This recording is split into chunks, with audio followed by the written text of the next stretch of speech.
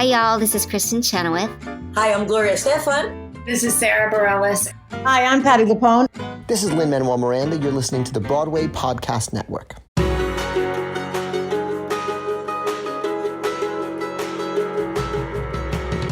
Welcome back to the Theater Podcast, intimate personal conversations with the industry's biggest names. I'm your host, Alan Seals, and this episode is with Claire Warden, who's an intimacy coordinator, fight director, teacher, and so much more. She actually made history on Broadway by being the first intimacy coordinator on Frankie and Johnny, and has just been making strides and making waves since then. She is involved with TV and film now. She has been involved with Jagged Little Pill and Slave Play and so many other things, even the upcoming West Side Story, and is helping actors bring their voice to the rooms when it comes to acts of sex and simulated sex. And she made a great point that actors' concerns when it comes to these sort of things during choreography, during staging, are oftentimes not even discussed. So an actor may end up doing something they're not entirely comfortable with and therefore can't bring their full and authentic self to the role and to the stage.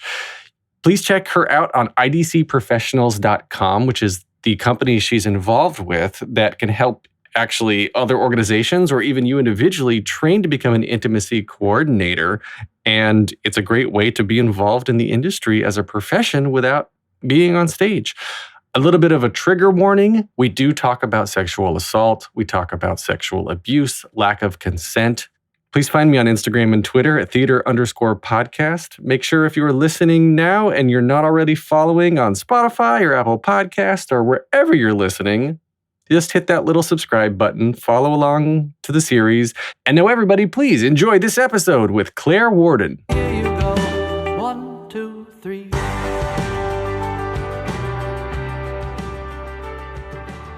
Today's Drama Desk Award-winning guest is an intimacy coordinator, fight director, teacher, and actress with over 20 years' experience in theater, TV, and film across America and the UK. She worked as an intimacy coordinator and consultant on numerous television productions under various studios, including HBO, Hulu, Amazon, Showtime, as well as major motion picture studios such as Sony and 20th Century Fox, and has recently even worked on the series Mrs. Fletcher, Your Honor, Finding Alaska, Hunters, Billions, and even the feature film of West Side Story, and many, many others.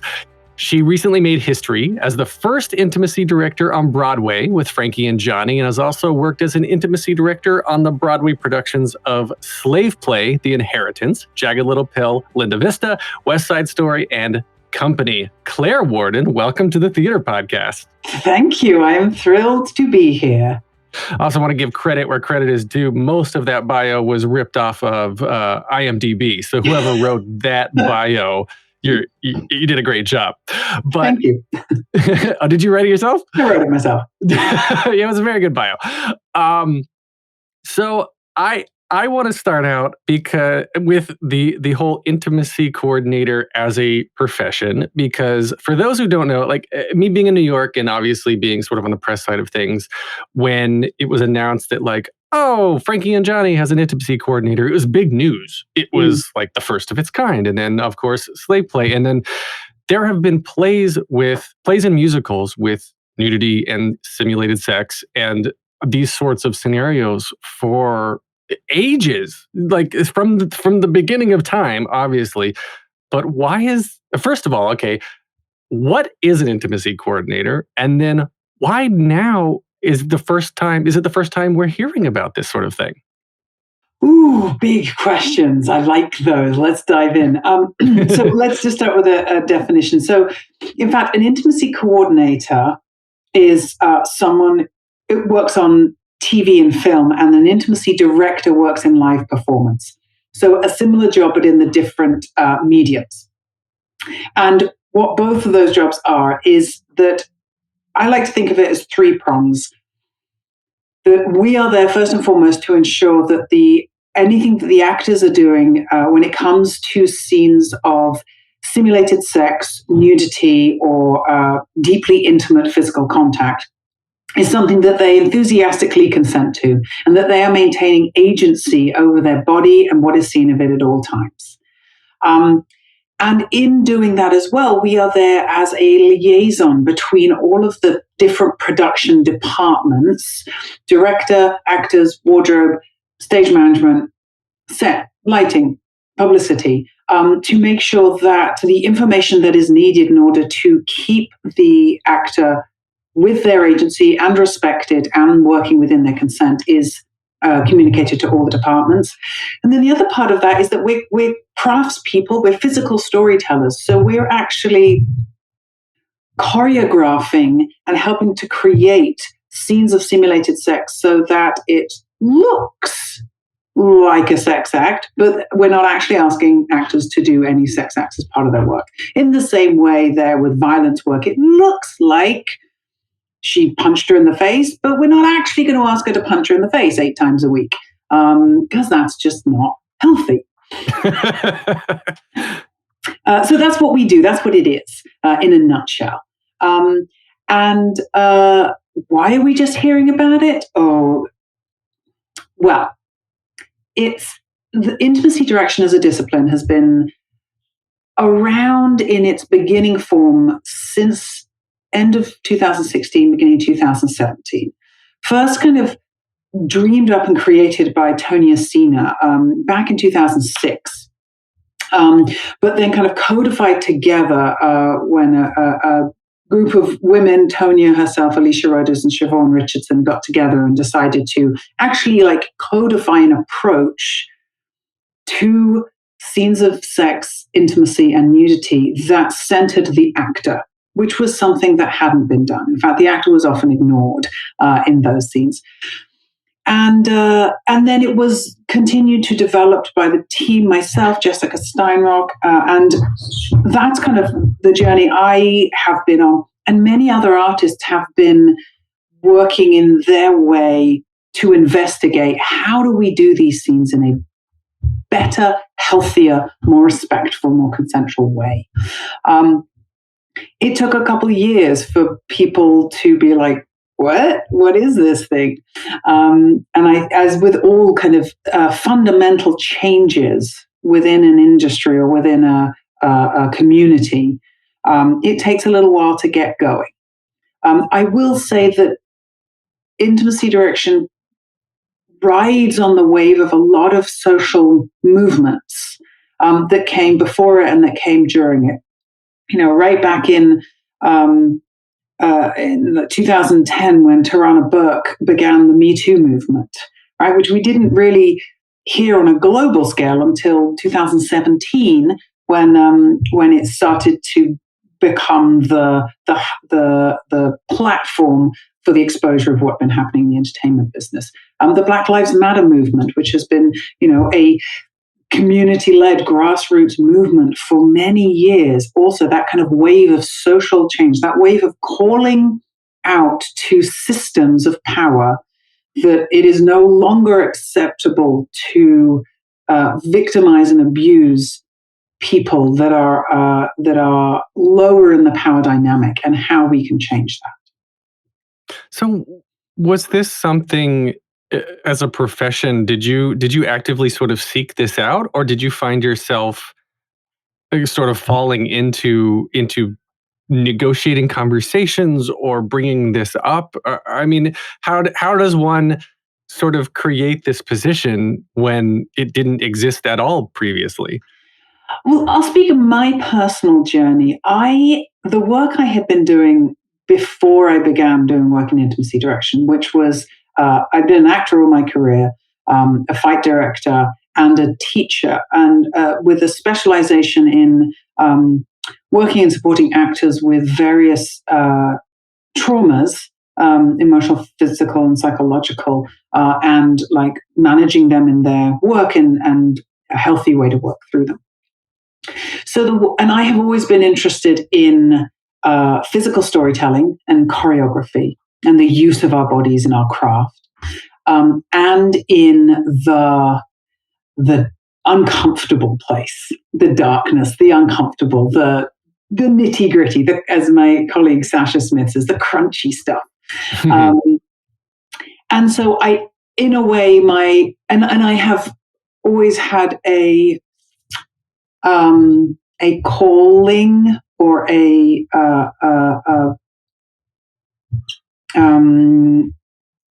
a feeling of purpose to move towards supporting and uplifting those that are that fall victim and prey to the system. So I think kind of my life was going along that track. I just happened to read about intimacy direction in a newspaper, in the New York Times. It was just the first article that was ever on intimacy direction. And reading it, me personally, I went, oh, that's why I'm here. Now I get it. It's all come together. And reached out at that point to Tonya and to Alicia and said, look, I think I see what you're doing. I want to offer my contribution to it, and I want to work with you. I want to help you. And so I joined it after it had begun. But kind of in that beginning next step, as it were. And then we all built it together. And the more that we reached out and heard of people doing similar work, the more those contributions allowed it to grow as a discipline. That's really interesting, because I would have, I guess this is my own ignorance. The older I get, the more I find that many of my friends, close or not, have gone through some sort of trauma, sexual trauma of one form or another, whether it's just plain old harassment to the extremes. And to me, it seems like, as part of this job and this strange profession, where even in today's day and age, when there are all these laws and protections in place to not be able to discriminate based on people's looks or religion or race or whatever the case is, we're still in a business where that basically has to happen. And to me, I feel like this is, again, my own ignorance. I feel like it's surprising that this hasn't come into play beforehand. But then on the other hand, when you're looking at the rise of social media, the Me Too movement, Black Lives Matter, everything that just now in the last 1 to 2 to 3 plus years, very recently, we're in a whole new space. And I guess too, beyond that is that 2020 pandemic comes, Broadway shut down. Is this kind of like a reset button in your mind, or is this a pause? Because I know that, like, from a racial equity standpoint, there's all the stuff that I'm hearing about reform and show me the receipts and making sure that there is diverse, equitable inclusion going forward. But I haven't really heard anything on the sexuality or the intimacy side of things, of like, we're going to make sure we have this type of person. And is there, so like, are we going to guarantee that there's an HVAC supervisor so no one gets COVID, but is every company also going to have an intimacy coordinator moving forward? Right. Well, that's a great question. That's a question that's been around for a while. And to just speak briefly to your earlier point about that we've only just started hearing about this in the last couple of years, or that, a lot of people live in that trauma, and yet it's not being, the theatre industrial complex doesn't work in a trauma-informed way.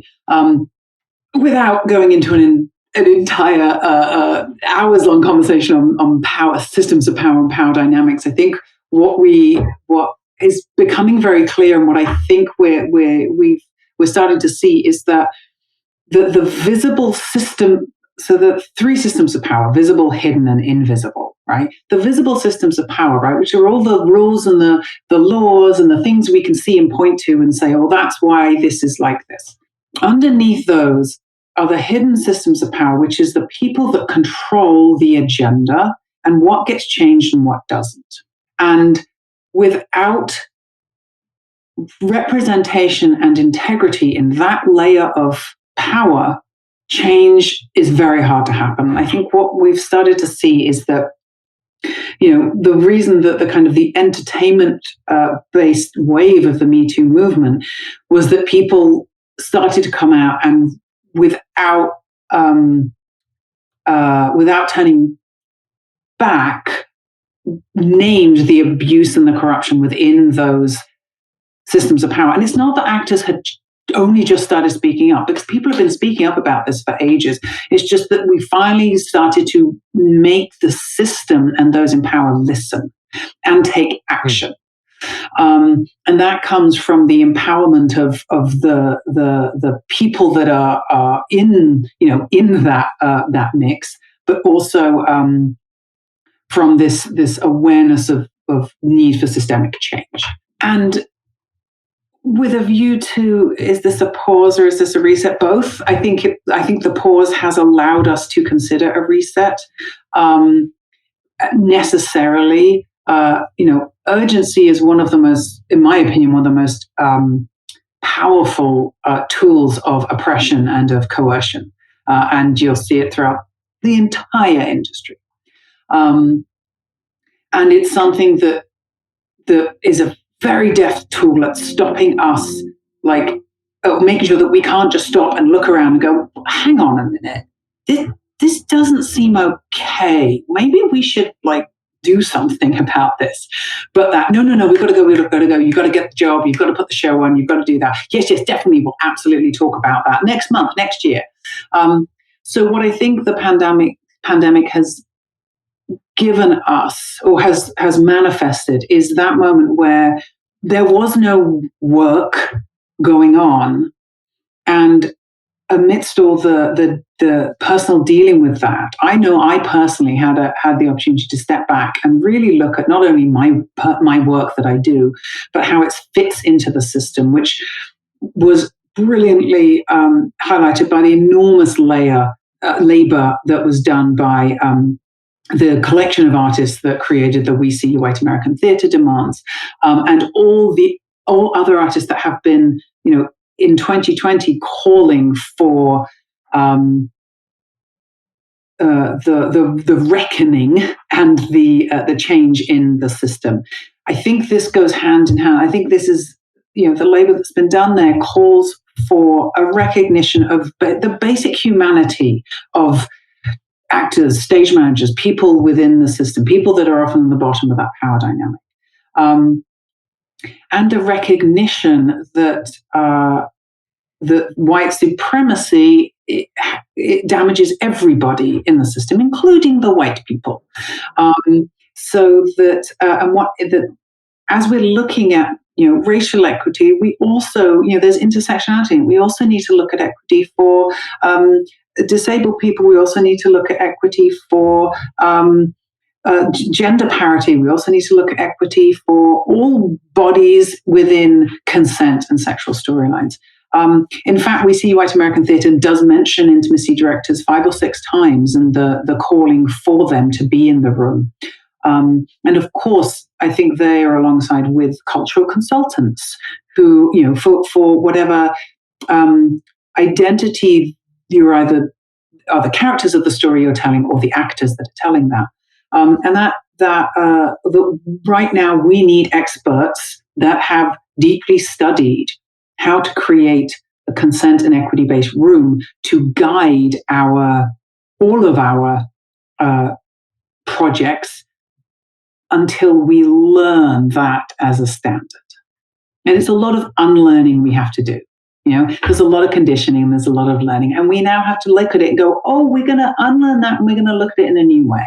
It's unconscious bias. I mean, it is unconscious bias, a lot of it. It's also an enormous amount of repression of knowing or questioning, knowing the right thing or questioning something, and a lot of silence that's been there, and a lot of just understanding outside of your own frame of reference what will make a room a healthy and safe place to work for individuals.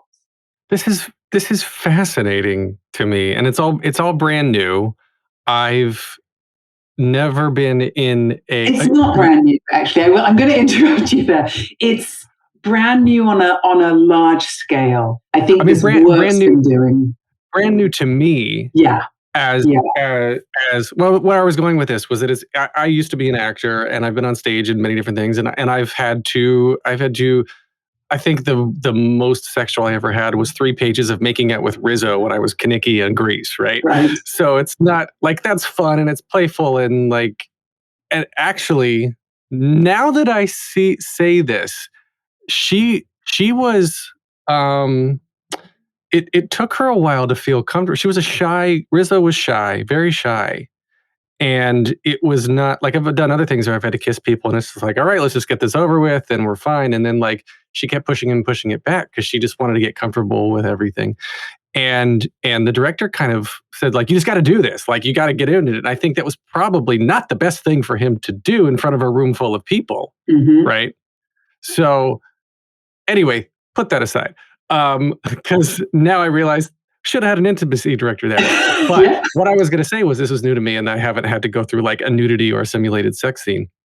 But I guess we could use it at any point. But so where I was going with this was that my question is okay, so Frankie and Johnny, right? So obviously there's nudity there, and I know in film when there's a nude scene, they like strip out the crew, they go down to a skeleton sort of crew and make sure only the bare minimum is in there, whatever the case is. Mm-hmm. And so how do you start to approach the conversation with like Audra McDonald about like, what are you going to be comfortable with? How should we do this? Obviously in a rehearsal room, it's full lights up there, there's no lighting. There's really bare minimum sets. Like, where does the process start?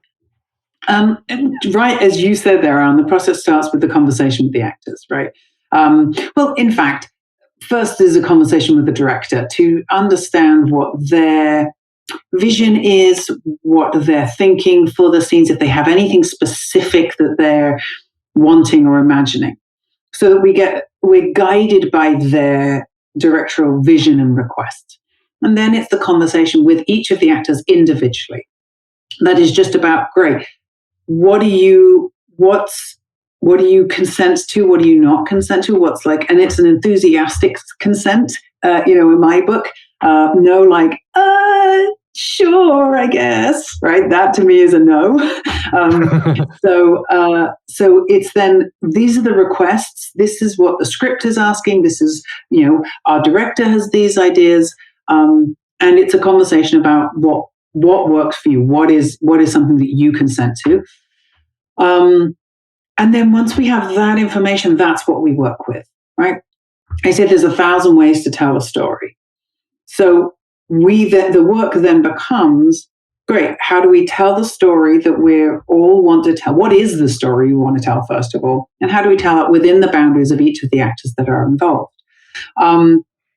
We do have closed rehearsal rooms. So that means that whenever we're working on scenes of intimacy, that we go down to only the people that are essential to work on that scene are in the room. Director, stage manager, intimacy director, the actors that are directly involved in the scene, and anyone else that they might have requested as a advocate in the room. And we work at it in stages. With regards to nudity, often we don't go to nudity until we're actually in tech in the theatre, because there's no need, right? We'll work in, nude colored tank tops and leggings or bicycle shorts or something if we need to practice, removing of costumes or things like that. And then once we move to the theatre itself, well, then there's another conversation, because you have a whole new set of people coming in, your crew that you haven't met before. So then it's a conversation about when we work on that scene, who's in the room, who's not in the room, securing the theatre. When's the moment where we'll do the nudity for the first time within that process? And what are the actors' requests around that? Well, it's very, I guess, methodical. And you hear these interviews with like, was so-and-so a great kisser, or was it awesome to have a scene with the other person? And like all the answers are just like, it's not fun in the way you would think it'd be fun, because there's lights and a camera in your face and the boom is under your armpit. And, there's all these things that people don't see. They don't understand leading up to it. And it's funny because, and it's partly just because of our whole society's like attitude towards sex, right? But no one, I don't know if anyone's ever asked like, was that cake that you were eating that too? Was that amazing? Where's the cake from? What's it like to eat that cake? Right. Well, they don't ask like, how good do those flowers smell? When you pick the flowers up and you smell when he gives you the roses, are those real roses? Does he pick those roses himself? So, but we have this, because our society has so much pressure and so much objectification and so much shame around sensuality and sexuality. It becomes, taboo and heightened and titillating. And I think there is a lack of understanding from like an audience point of view, from a layperson's point of view, exactly because we have not been talking about doing sex and sexuality and nudity for actors. We have not been open about that. And so audience members just assume that it's all real.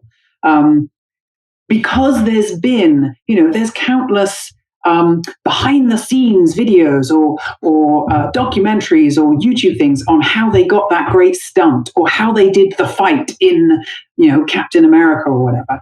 And you see the craftsmanship behind it. You see the stunt coordinators like lining up that look and putting in the effect afterwards.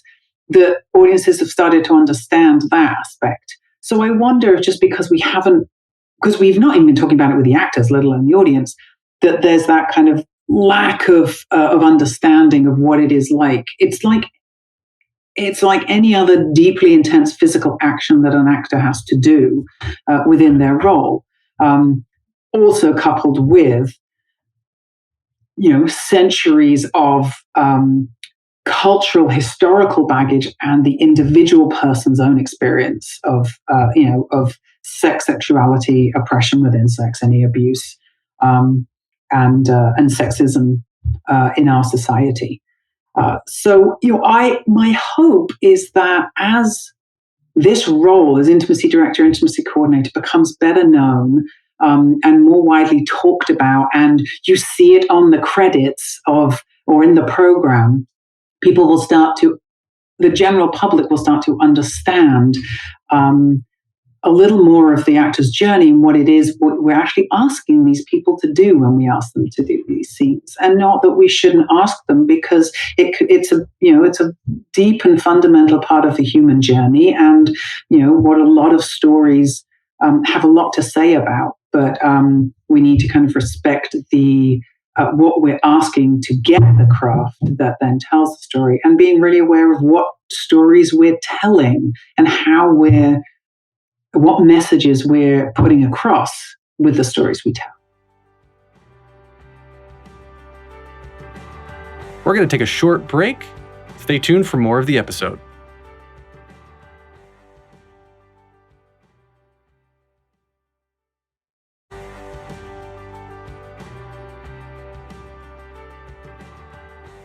So you have a background in fight direction too, and that a fight director is essentially a choreographer. You're choreographing a fight, and it has to look real, and it has to be the exact same 8 times a week to make sure that nobody gets hurt. And you do a fight call before every show so that it's never forgotten and all that.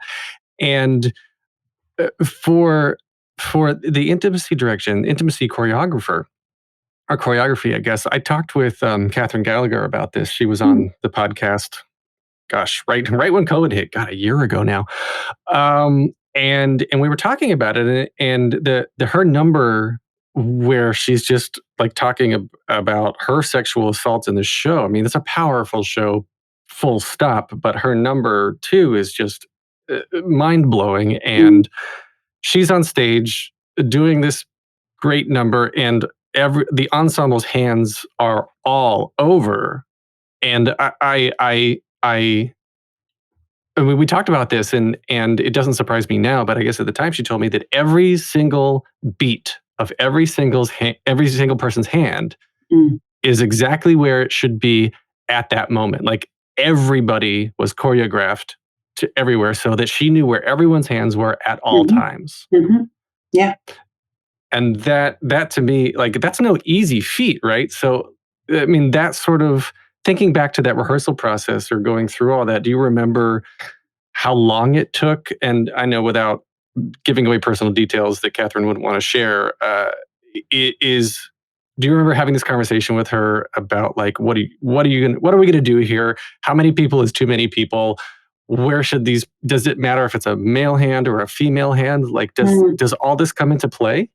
Yes. And, I actually joined the production after they had begun work, right? So they began like up in Boston in ART. So they had a structure of the choreography and the piece beforehand. So when I joined in the Broadway production, it was a little bit of kind of going back and looking at what we had and do we need to tweak anything and what kind of conversations do we have. So it was a little bit of a not typical approach. But yes, in that situation, you're also working with the choreographer, right? And Labi is a genius, like an incredible choreographer. And so at that point, our work kind of melds together. And we're finding our pathways together to create this piece of movement. But the conversation is, great, this is what we have. How's it working for you? What areas are like 100% no-go areas, no matter what or who? What areas are, it depends. Or, with this kind of structure, that's okay. And what are the requests that will make this easier? And really like methodically going through with the number at the end, where you had a number of actors who would come forward and have hands all over their body, right? So each of those actors has their own body, their own needs, their own experience, their own boundaries. So we have a conversation with each of those. And then we adapt, adjust to fit their requests. And the reason that we do that is, above everything else, to allow the actor to do their best work, right? That's the ultimate goal. We want to create the situation where the actor can do their best work. If, as an actor, you are trying to manage something that all of the anxiety, the fear, the pain that comes up when your consent boundaries are being crossed, whether knowingly or not, whether in a threatening manner or just because there's a hand there, especially in that kind of story where it's already a story of sexual assault. And if there's a movement or if there's a contact with your body that is not fully consensual for you, right? There's a lot that we have to do, our psyches and our bodies, to manage the message that is coming up, right? Whether it's a fight, flight, or freeze response, right? Or just, this is not okay, this is not okay, this is not okay, but I have to manage it because I don't think I can say anything about it. So a lot of energy that takes. And it's a cumulative energy, right? So it builds night after night after night. And you go in and you're like, everything's going to do the scene. And then you get to the second half and you're like, okay, here comes that number, right? I just got to grit my teeth and get through it. If all of that energy that you're using to manage a consent violation night after night in front of 1,000 people, if that was free for you to just use in your acting and in your commitment to the work that you do, you'll see amazing performances like we saw in Jagged Little Pill, like we see in those artists. When you give the artist the opportunity to be free and respected, they will give you the world with their performance. And that's all we're trying to do, is create a place when an artist is empowered, when an artist feels safe, they can do really dangerous, bold, courageous work. And she got a Tony nomination out of that And performance. So fully deserved, yes. obviously, hopefully Yeah. a Tony win, yes. Yeah. Part of that as well, also just to kind of talk about the cumulative effect, right? Something that we have to consider, especially when we're looking at theatre and shows, and something like a Broadway show, which runs from, unless a world pandemic interrupts it, runs for months and months and months. But why? That would never happen. Yeah. We have to consider as well the kind of cumulative psychological and physical effect of telling a story of sexual assault, rape, again and again and again, night after night after night. If you don't have strong, what we call closure practices, which are ways of kind of opening up that workspace and closing it down at the end of the night so you don't take it home with you, you can kind of release it. And it doesn't become part of your life, and you're not blurring those lines between your cast mate and the character that they play, and that you're able to step away from that story and live your life outside of the theatre. You're not, creating good self-care routines to help you do that, it can become very damaging. It can build up and up because our psyches cannot tell the difference between something that's actually happening to us and when we go through that imaginative journey of telling that story. So that's also something that's really important that hasn't been talked about a lot, is just that aspect of care. Actors warm up, they rarely cool down. And there's a lot of emphasis put on, like, you've gotta cry or it's not real. If you're not suffering, it's not authentic. You've got to put your whole self in. But then there's very little teaching on how to get your whole self back, right? Or put yourself back together and be able to live your life outside of it. So you're almost a therapist as much as you are, an intimacy director. No, I know you don't want to call yourself a therapist for legal reasons, but you've got to get into these stories with people. You've got to get into their yeses and their nos. And I guess you draw the line, I would assume, at the why, right? Nobody's required to tell you why they do or do not want to consent. But I'm sure that, you just have to be a listener. You have to help people explore things. Because my assumption here, again, could be ignorant, is that as an actor, I want to be able to perform. I want to be able to deliver. And if I'm not comfortable with something that I know either the other actors or the director, for good reason, right? If there's a good request behind this and I'm just not there yet comfortably, but there's got to be a way to talk with you and work through this and get myself to the point where I can be safe and can deliver, hopefully, the best performance that is capable of to be delivered. Yeah. So I'll say we work in a trauma-informed way, which basically means that we acknowledge and know that it is likely that most people have some kind of trauma effect in them, and that we make a space to understand and support that. Very different from a therapist or a trauma worker who works to help people solve, resolve, or work their way through their own trauma. That is not our job. That should not be the job of anybody in a rehearsal room. That's just not. Directors don't do it. Stage managers don't. That's not the job. But in order to create a consent-based space, we need to be trauma-informed. And that simply means that we can provide the space for those that are, if the effects of their trauma come up in their work, or if it's present, or if a storyline is particularly potent or triggering, that we're creating a space for them to use the tools they already have to work in a way that is safe. And as it comes to actors who are trying to get there, but maybe not quite there yet, that's part of the actor's work in kind of resilience and managing their own systems.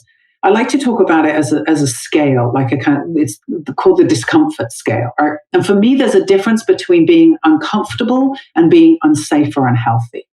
And I don't actually ask my actors if they're comfortable with something.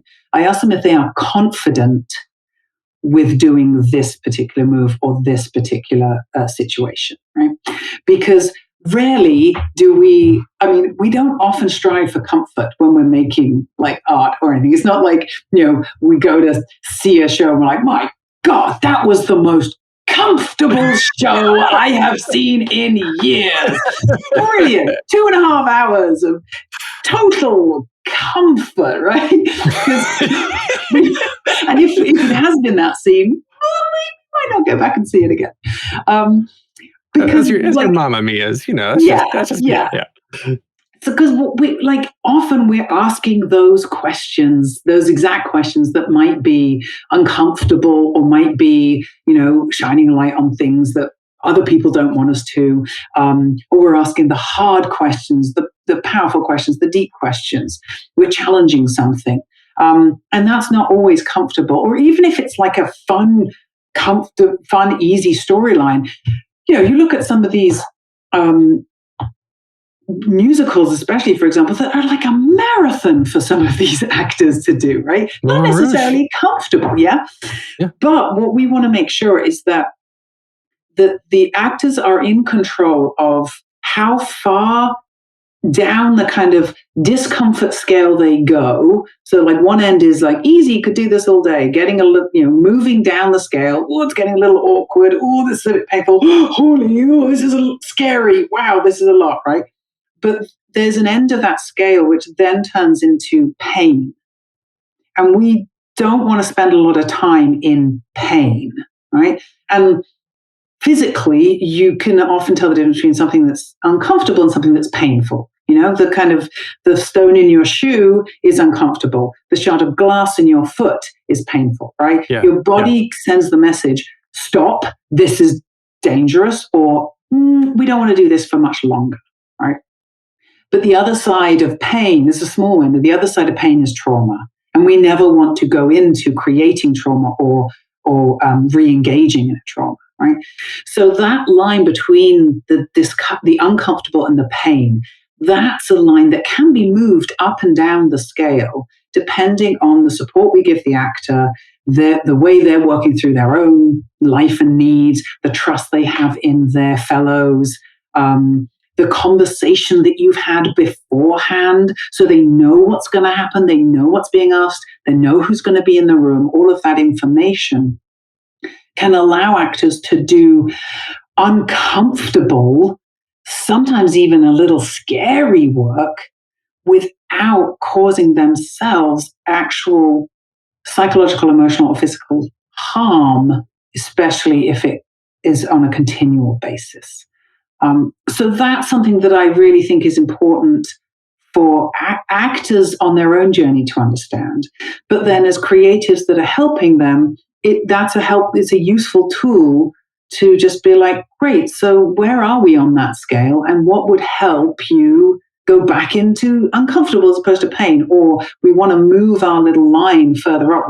What do you need that would give you the confidence to go to or is this no, that's just against my consent and we're going to find another way to tell the story. So taking that, what you just said, to something like slave play, where that's a whole bunch of uncomfortable. Right. Yeah. Which is, I was going to say, intimacy director to me. There's many different levels of intimacy, and it doesn't have to be sexual, and it doesn't have to be physical, I assume. And in something like slave play, there's the systemic trauma and inherited trauma that we're dealing with in this. And coincidentally, this comes out and makes waves. The summer before George Floyd is murdered and Black Lives Matter is in all over the place again. And obviously, this is something that people of color have lived with for their entire lives, and people who present as white don't often have that kind of intimacy problems, right? So, or problems is not the right word. Challenges. We'll change that. Strike problems. Intimacy challenges. And so, when you're approaching slave play. There were simulated sex scenes in there, but it was like the sexual side of it was almost a farce because that was sort of the show within the show sort of thing, right? But then when it got real, holy shit, did it get real? Yes. And so, okay, so talk to me about that then. Where do you start to approach it? It's not, see, I don't know what type of intimacy I want to call it. How do you categorize that type of intimacy? Well, I would say in a production like Slave Play, you have a number of things, and this is exactly why and how, Jeremy, wrote the play. The intersection and the very fact that it is so hard to pull apart the sexuality and the sexual journey and the racial connotations and complications of mixed race intimate couples on sitting in the pool of systemic racism. And so when you have a situation like that, for my job is to be there as the creator and the holder and the steward of the sexual scenes, but it must go alongside with the understanding and the support of experts or those with lived experience on the racial conversation, right? And so I and my co-intimacy director, Denise Devere Johnson, we both work together as fight and intimacy director, and they're a person of color. And I think that it's really vital to offer the expertise and the experience and the support I can in my lane. And we were very lucky to be helmed by Robert O'Hara, who is an incredible director, who really did hold that space for the racial conversation incredibly and deeply. And there was a lot of listening and learning for me to do in that space, and a lot of guidance of here I offer in relation to the story that I'm hearing you want to tell. Here's the technicalities I offer. Here is the support systems that I will build to hold this work. And here's the constant communication of everybody involved to really clarify the story that we're telling, right? And the opportunity of that show is that, yes, in the first act, the fun you can have with sexual scenes, and we're like, what's the tone we want here? How can we make this a little more ridiculous, or can we push that envelope, or what is it we want to say about that? But then also in the same play to be able to have the deep gravity and complexity of the last scene when it really dives into that kind of authentic, painful discoveries. It's a joy of a show to do. But I will say if that's a situation where you need a cultural consultant, or you need those in the room that are helming that with lived experience to be able to tell that in a responsible way and to weave those stories together. Yeah, Slave Play still, to this day, is one of my all-time favorite shows I've ever seen. Especially, I mean, literally and metaphorically holding up the mirror on myself, right? And it came at such a great time in my life, and hopefully in society. And God, I hope it comes back when theater comes back. But do you have a kind of a moment or a show, whether it be theater or film or TV or whatnot, where you felt like, or I was going to ask like if you have a favorite, but I think that's kind of cliche. Let's go the opposite direction. And where I was going to say, like, do you feel like there was a challenge you didn't know how to approach, and what, like, something that was the most difficult for you to approach conversationally, or is it just starting the same and dissecting everything the same way and starting at the basics? That's a great question. I'm going to answer it in two different ways because I'm like that. I will say, rather than a particular show that was really difficult, what's really clear, what's really poignant to me is that at the beginning of this journey, the most difficult thing for me was balancing and managing various resistances to the work and to the request and the setting up of a consent-based process from all different areas of the production team. And now that we're a couple of years on and it's known and many people have worked with an intimacy director before, or at least have friends that have or know a bit about it. And there's beginning more acceptance of the work, to then be able to be in a room and not having to be managing the resistance and how it's trying to undermine the work, but simply to, even if it's just great, if you've not done this before, explaining how it works, okay, and off we go. What that does is free up a lot of my time and energy for the work.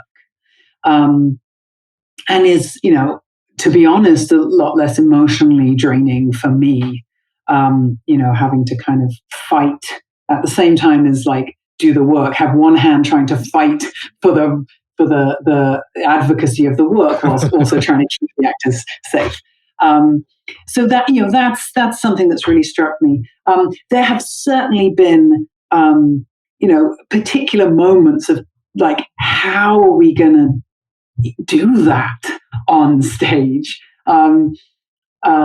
It's starting to be a kind of amusing habit that each time I read one of Jeremy's plays, because I've worked on a couple now, each one I read of Jeremy Harris's play, there's always a piece in the script, I read it and I'm like, how the hell are we going to do that? There's like always, and I'm like, what? So I certainly think that, just the technical challenge in slave play of the Philip Alana dildo insertion, right? Because it was such a large dildo, and because it was, there were mirrors, had to be comically large. Yeah, and it was like mirrors at the whole of the back of the stage, so you lose that opportunity for masking, and you have audience like close up. That was a real challenge, and then you move to a Broadway house, because I worked on it both off Broadway and on Broadway and at Yale. So then moving to a Broadway house, we'd kind of got it sorted, but then there's a mezzanine, and then there's like whole different sight lines. So that was a particularly like fun, interesting challenge to really get that to look authentic, and do the job, and acknowledge, like, whilst there's a lot of laughter around it, the really deeply damaging trope of racial harm that action carries with it, and how to kind of honor that and hold at the same time in the same space the kind of pushing it to the ludicrous, like holding those together so that we're respecting both needs at the same time and making space for all of that. That was fun, challenging. I could imagine. Oh gosh. I don't even want to get into what you tried and didn't work. All right. So we'll wrap this episode up with the 3 standard closing questions I ask everybody at the end of the episodes. The first one here, very simply, is just what motivates you? Oh, motivates me. Making the world a better place. That sounds so cheesy. No, I'm going to scrap that. What motivates me is obstinate hope. Okay, second question then. What advice would you give to your younger self and younger people listening now, starting out down a similar path? Listen to the voice inside. It's right. And ask for help. Great. Last question then. If you could only see one show for the rest of your life, but you can see it as many times as you want, what would you see? Holy moly, that's cruelty in the extreme. One show for the rest of my life. Yeah, I think right now, I think it would be Slave Play. It's pretty damn good. Don't think I can ever stop learning from that. All right. And from those people, like the actors in it. It's such a brilliant play all around. I agree. I think it's wonderful. So where can we find you on social medias? You can find me on Instagram and Twitter and Facebook, Claire Warden, the Claire Warden, at Claire Warden. You'll find it's me. I'm in a red shirt. And you can also find me on my company, IDC, Intimacy Directors and Coordinators. We train the next generation of intimacy directors and coordinators, and we consult and train in academia as well. So come find us. Yeah, so I was actually going to ask you if we wanted to become an intimacy coordinator, an intimacy director. You mentioned your website, but what's the actual URL of your website so people can check it out? Yeah, idcprofessionals.com, idcprofessionals.com. I'll say it slower.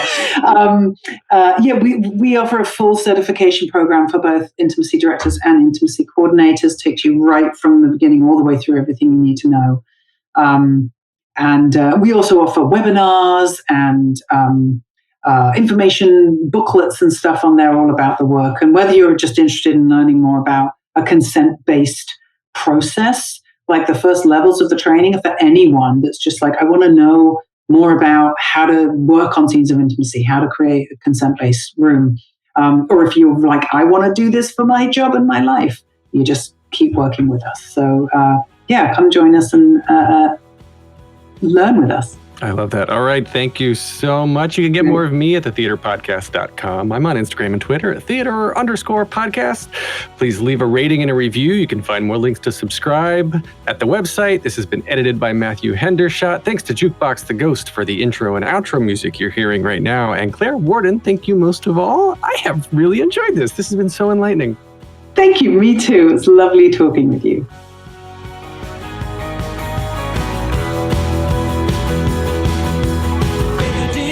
Make the world a little colorful.